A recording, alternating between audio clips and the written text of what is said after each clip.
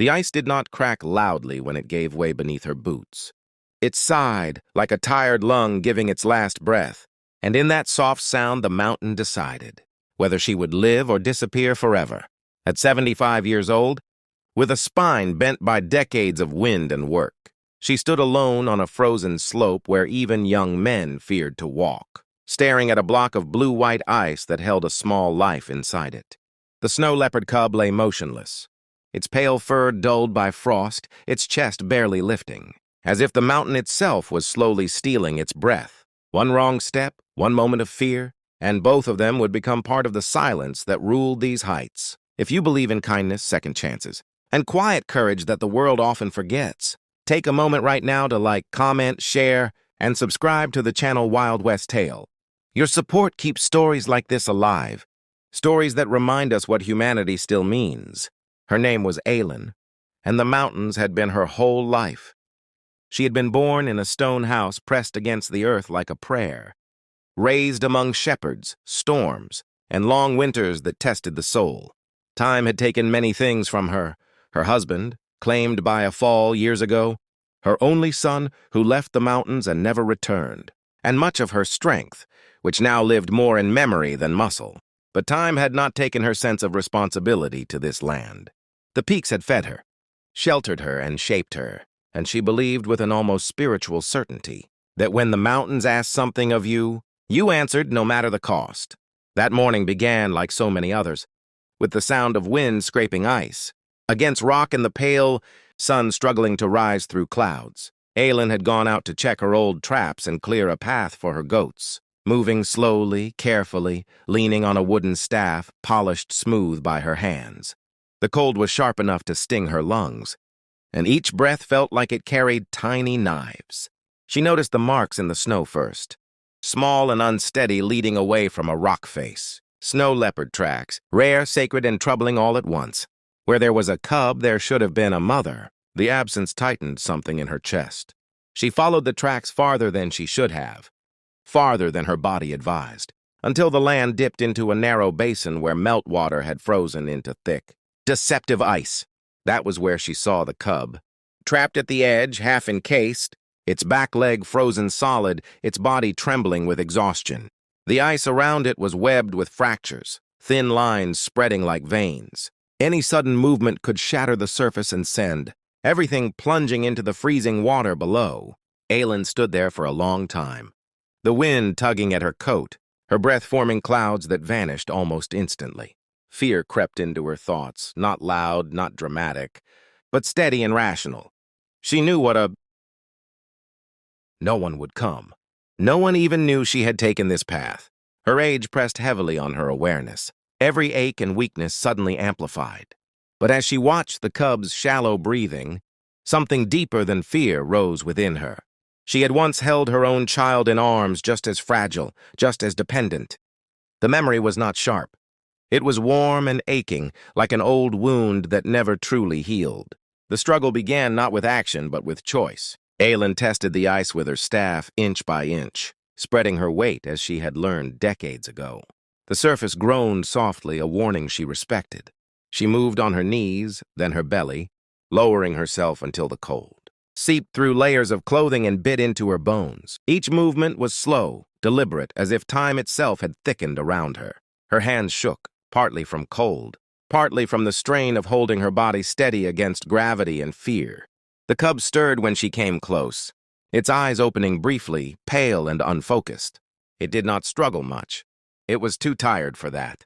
Aylin reached out, her fingers numb, and brushed away snow from its face. The ice around its leg was thick, clear, merciless. She had only a small knife, old but sharp, carried more out of habit than preparation. Chipping at the ice sent vibrations through the surface, and more cracks appeared, branching outward, racing toward her like silent threats. Pain became her constant companion. Her joints screamed in protest, her back spasmed, and the cold burned deeper with every second she stayed exposed. Several times she paused, breathing slowly, steadying herself as dizziness crept in. The mountain did not care about her resolve. It responded only to physics and patience. She adjusted her angle, worked from the edges, using warmth from her hands when possible, pressing them against the ice despite the agony, letting her own heat do what force could not. Minutes stretched into what felt like hours. The wind howled, lifting snow and stinging her face until tears froze at the corners of her eyes. She thought of turning back more than once.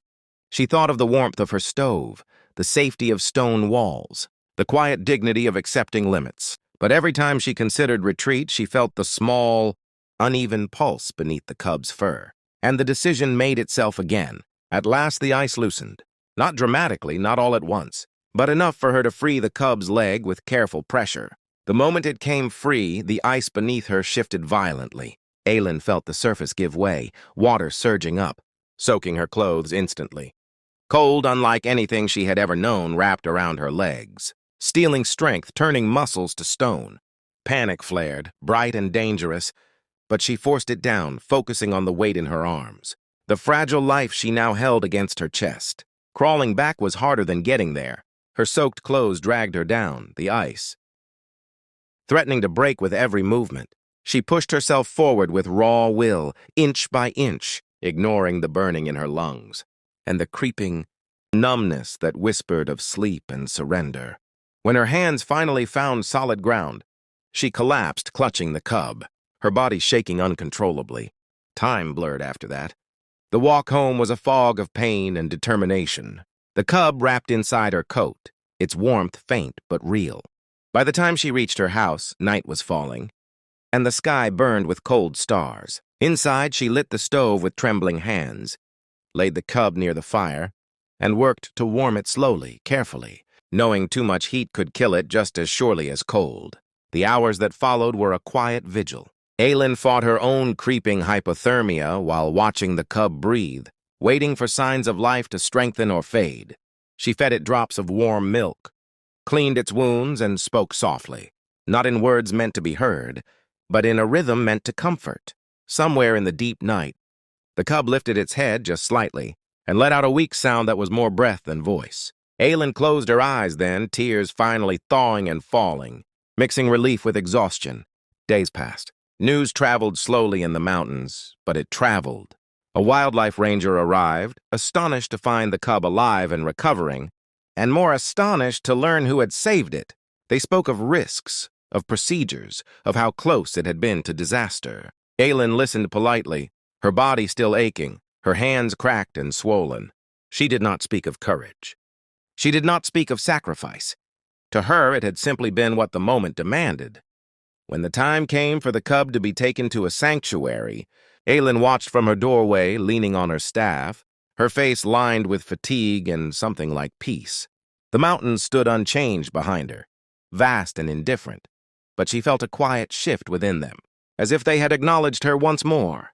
Before this story ends, take a moment to comment and share what kindness means to you, or what this journey made you feel. Your words matter more than you think. In the weeks that followed, Aylin's body healed slowly, never fully returning to what it had been before. Yet something else grew stronger. Neighbors came by more often. Children listened more closely when she spoke. The story of the old woman and the snow leopard cub traveled far beyond the peaks, carried by voices and screens, reminding people that heroism does not belong only to the young or the powerful. It lives quietly in those who refuse to look away. If this story touched your heart, if it made you feel something deep and human, please like, share, and engage with this video. Your support helps keep stories like Aylin's alive, stories that deserve to be remembered. On cold mornings now, Aylin sometimes steps outside and looks toward the high ridges. She knows she may never see that cub again, grown strong and wild, moving like a ghost across the ice. But she feels its presence in the wind, in the silence, in the simple knowledge that one small life was given another chance. And in that knowledge, at 75 years old, she carries a warmth no winter can ever freeze.